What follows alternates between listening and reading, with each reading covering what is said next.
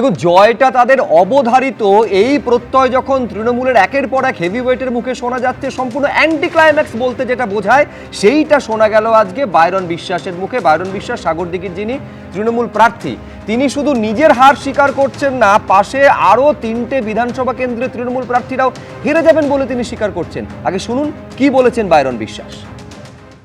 2 minute দিলাম, 3 minute দিলাম, 4 minute দিলাম, 5 মিনিট দিলাম, আর কত মিনিট দিব ডিজি চালু হওয়ার জন্য? টেকনিক্যাল ফল্ট সব বুঝি আমরা, সব বুঝি। ভোটের আর দরকার নেই বাংলায়, ভোট আর চলবে না বাংলায়, আর ভোট চলবে। আমি আমার বিধানসভা হারছি, জঙ্গিপুর জাকির সাহেব হারছে, শামসেরগঞ্জ নূর আলম হারছে, ফারাক্কা ওই আমাদের আমিরুল হারছে। রাজ্যের খবর আমি বলতে পারবো না, রাজ্যের খবর আমাদের ক্যামেরা স্ট্রিট জানে, আর সেন্ট্রাল ফোর্স তো ভালো করে জানে। আমি চাই বিজেপি জিতুক, বিজেপি সরকারে আসুক। আমি চাই কংগ্রেস জিতুক, কংগ্রেস সরকারে আসুক। আমি চাই সিপিএম জিতুক, সিপিএম কংগ্রেসে আসুক, এই সরকারে আসুক। আমি চাই আইএসএফ জিতুক, সরকারে আসুক, কিন্তু ন্যায্যভাবে। টিএমসিকে থাকার কোনো পয়সা দিদি চাই না ওই রকম জোর জবরদস্তি করে, অভিষেক চাই না জোর জবরদস্তি করে।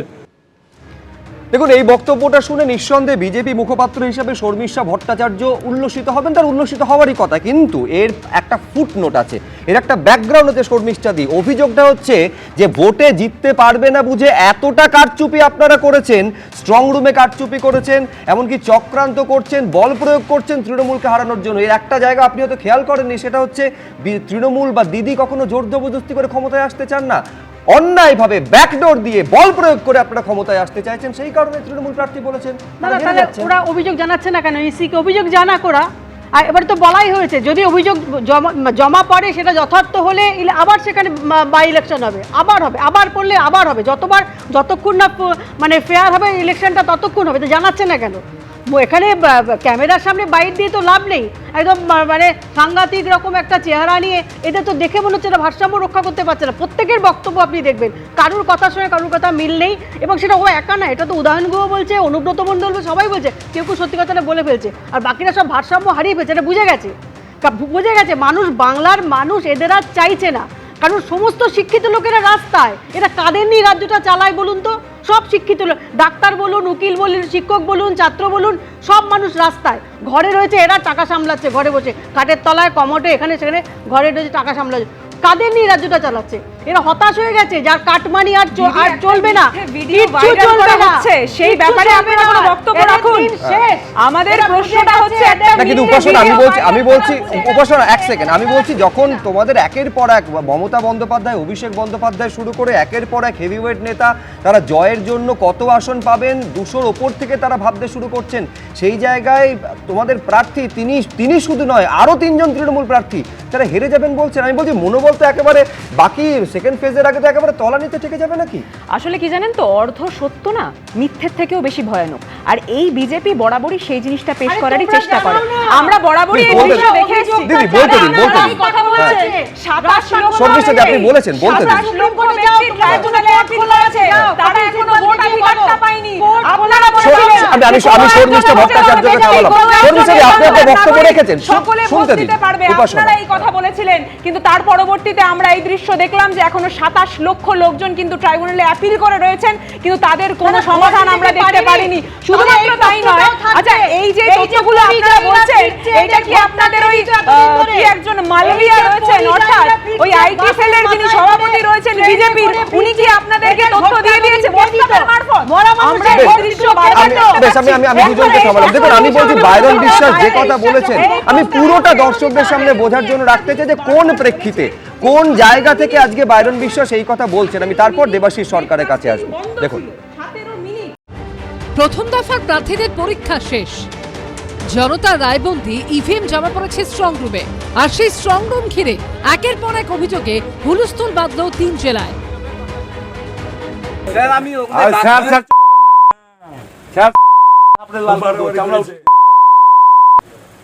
রাজ্য সরকারের বেতন খাবেন, সেন্ট্রাল ফোর্সের চামচাগিরি করছেন, সেন্ট্রাল ফোর্সের চামচাগিরি করছেন আপনি।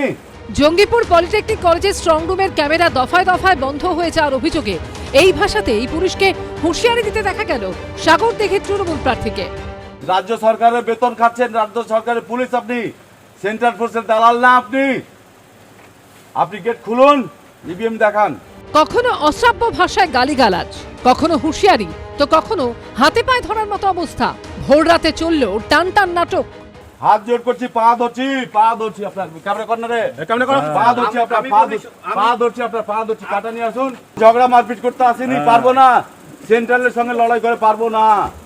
সেন্ট্রালের লড়াই সঙ্গে করে দিদি তো পারে না, তো বাইরনকে দিদি পারে না, অভিষেকটা পারে না। গেট না খোলায় ফের দিলেন হুঁশিয়ারি।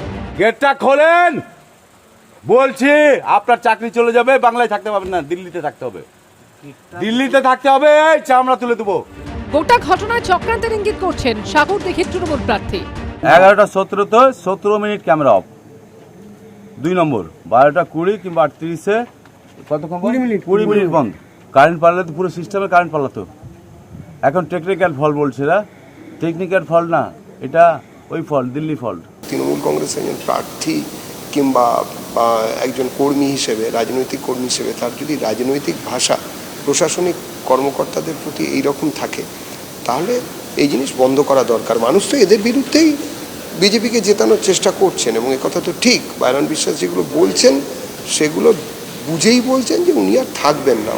কোচবিহার পলিটেকনিক কলেজে কোচবিহার উত্তর ও দক্ষিণে স্ট্রং রুম করা হয়েছে। সেখানে একাধিক সিসি ক্যামেরা বন্ধ থাকার অভিযোগে ইতিমধ্যেই কমিশনে নালিশ জানিয়েছেন কোচবিহার দক্ষিণের তৃণমূল প্রার্থী অভিজিৎ দেব ভৌমিক। স্ট্রং রুমের বাইরে বিক্ষোভ দেখায় তৃণমূল।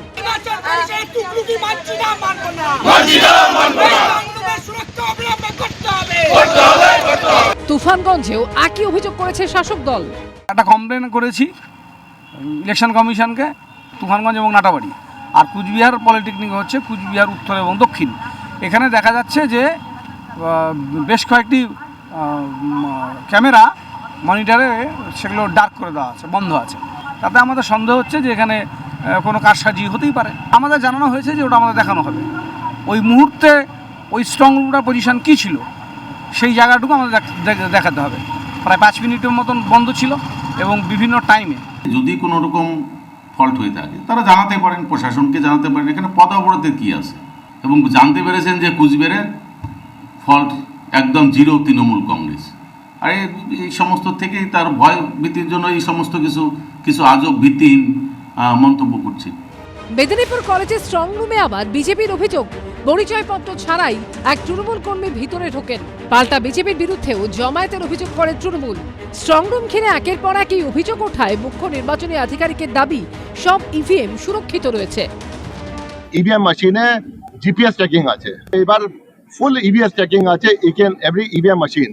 স্ট্রং রুম আছে, ডাবল লক এন্ড কি আছে, বাইরে সব পলিটিক্যাল লিডার, পলিটিক্যাল পার্টি যে ক্যান্ডিডেট আছে ও ওনার এজেন্টে দেখতে পারে 24 ঘন্টা। নির্বাচন কমিশনের বিবৃতিতে বলা হয়েছে প্রতিদিন 2 বার করে স্ট্রং রুম পরিদর্শন করে নিরাপত্তা ব্যবস্থা খতিয়ে দেখবেন রিটার্নিং অফিসাররা।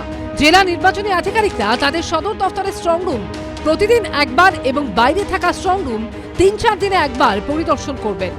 রাজীব চৌধুরী, শুভেন্দু ভট্টাচার্য ও অনির্বাণ বিশ্বাসের রিপোর্ট, এবিপি আনন্দ।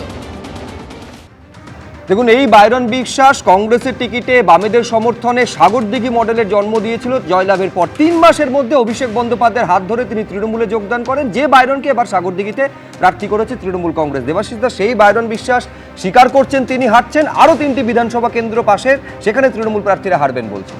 দেখুন, মুর্শিদাবাদের এবার যে ফলাফলটা হবে, আমি গণৎকারের জায়গা থেকে বলছি না, সামান্য যেটুকু যোগাযোগ ওই জেলার বিভিন্ন রাজনীতির মত বিশ্বাস করেন তাদের সাথে ব্যক্তিগত স্তরে রয়েছে, তাতে বিস্ময় প্রকাশ করতে হবে পশ্চিমবঙ্গের মানুষকে।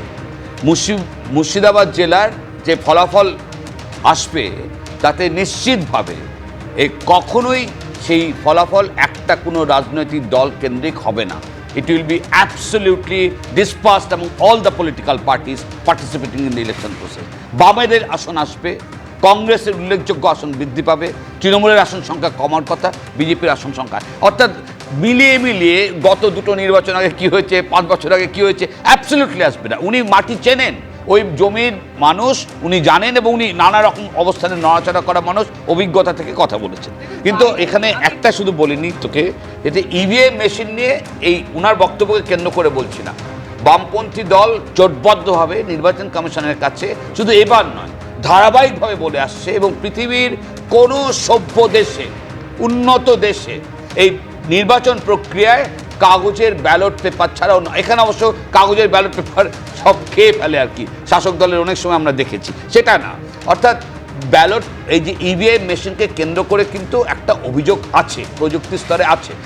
আমার খেয়াল রাখতে হবে, এখানে তো আমরা আলোচনা করেছি 2016 বিধানসভা নির্বাচনের পর 500 থেকে 5000 ফারাকে 100-র কাছাকাছি আসনের ফলাফল নির্ধারণ হয়েছিল এবং সে বছর সাংঘাতিকভাবে এই অভিযোগ নির্বাচন কমিশন পর্যন্ত গিয়েছে। এখানে এবছর কি হচ্ছে না হচ্ছে এইসব নিয়ে কথা বলার মতন জায়গা আমি নেই, কিন্তু ইভিএম প্রযুক্তি অপব্যবহার এই বিষয় নিয়ে একদম ইলেকশন কমিশনের অফিসে লিখিত অভিযোগ আছে। এই পরিবর্তন পাল্টানোর কথা, এই ব্যবস্থা পাল্টানোর কথা আছে। এবং খেয়াল রাখতে হবে, বারবার এটা বলছি, পৃথিবীর কোনো সভ্য এগিয়ে থাকা দেশে এই যন্ত্র প্রয়োগ করে কেন হয় না? কারণ সেখানেও যন্ত্র প্রয়োগ আগে হতো, পরবর্তী অবস্থায় সফটওয়্যার প্রযুক্তির স্তরে প্রশ্ন ওঠে এবং সেখান থেকে পরবর্তী অবস্থায় ব্যালট পেপারে চলে যায়। নির্বাচন কমিশনকে যেরকম মানুষের ভোট মানুষকে দেওয়ার নিশ্চিত ব্যবস্থা তৈরি করতে হবে, কোনো মানুষ যেন ভুল করে ব্যালট পেপার। আমি বলছি এই জয় পরাজয়, কে কত ভোট পাবে, জয় এবং পরাজয় হার জিত নিয়ে যখন দাবি পাল্টা দাবি চলছে, তখন ভোটাররা কি বলছেন? আমি এইখানে একেবারে তুল্যমূল্য একটা পরিসংখ্যান আপনাদের সামনে রাখবো যে 2021-এর চেয়ে ভোটার সংখ্যাতে 2026-এর ভোট সেটাও কিন্তু এগিয়ে রয়েছে। 2021-এ 82% যেখানে ভোট পড়েছিল, 10% বেড়েছে ভোট দানের হার, অর্থাৎ 92%। প্রথম দফায় মোট 3,61,00,000 ভোটার আর ছিলেন, আর ভোট দিয়েছেন 3,33,00,000। এবার আমি একটা তুল্যমূল্য বিচারে আসি, যেটা নিয়ে আমি রবীন্দ্রনাথ ভট্টাচার্যের কাছে আসবো। 2021-এ দেখা যাচ্ছে ভোটার ছিলেন 3,78,00,000, ভোট দিয়েছিলেন 3,15,00,000। স্বাভাবিকভাবে ভোটার সংখ্যা বাড়ার কথা, এসআইআর যেহেতু হয়েছে সেই 3,78,00,000টা কমে হয়েছে 3,61,00,000।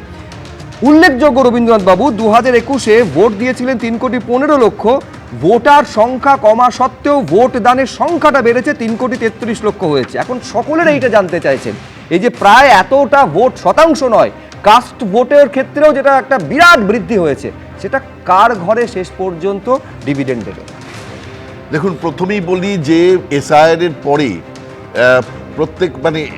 প্রত্যেক মানুষই ভেবেছে যে তার ভোট দেওয়াটা ভীষণভাবে গুরুত্বপূর্ণ, কিছু ভয় থেকে যে নাহলে তার ভোটার লিস্ট থেকে তার তালিকা থেকে তার নাম বেরিয়ে যাবে, বা কোনো ক্ষেত্রে মনে করেছে যে এত কষ্ট করে ভোট, যখন আমরা ভোটার লিস্টে নাম উঠেছে তখন আমি কেন ভোট দেবো না।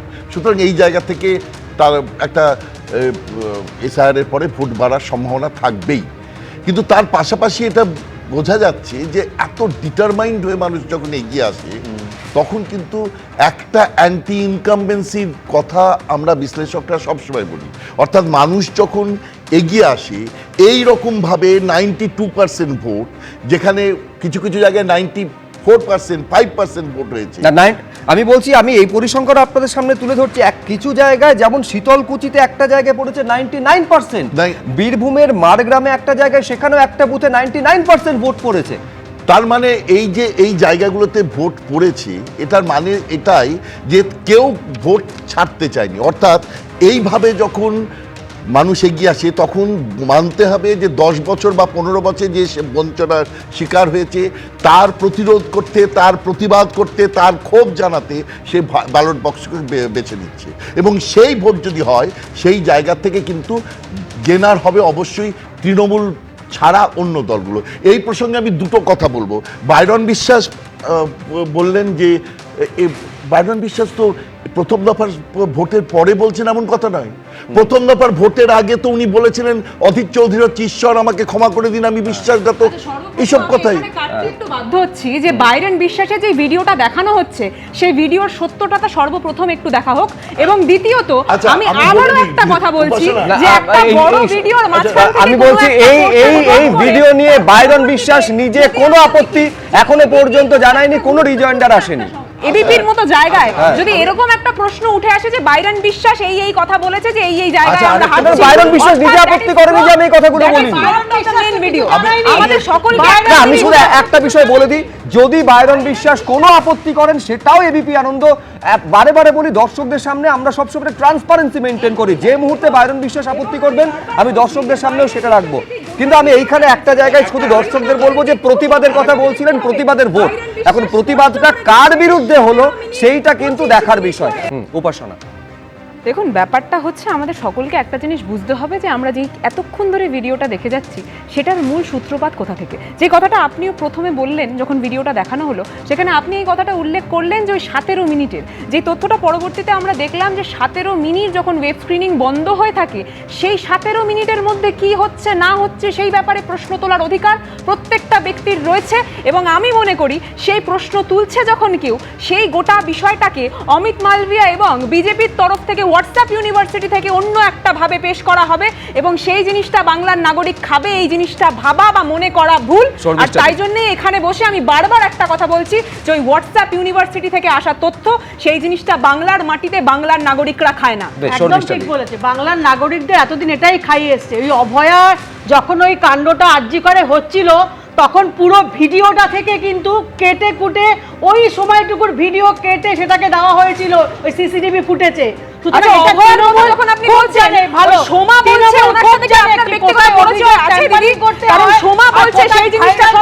দাবি এবং পাল্টা দাবি রয়েছে। এখন কমিশন যেভাবে প্রথম দফার ভোট করিয়েছে, দ্বিতীয় দফার ভোটে ঠিক ততটা সফল কমিশন হতে পারবে কিনা এবং শেষ পর্যন্ত কে হাসি শেষবারের জন্য হাসবে, সেটা তো 4 তারিখ যখন ইভিএম খোলা হবে তখন বোঝা যাবে।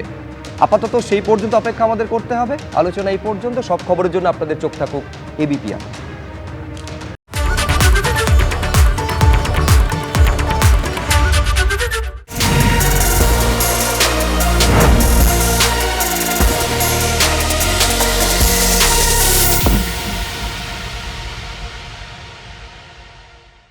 এবিপি আনন্দ, এগিয়ে থাকে, এগিয়ে রাখে।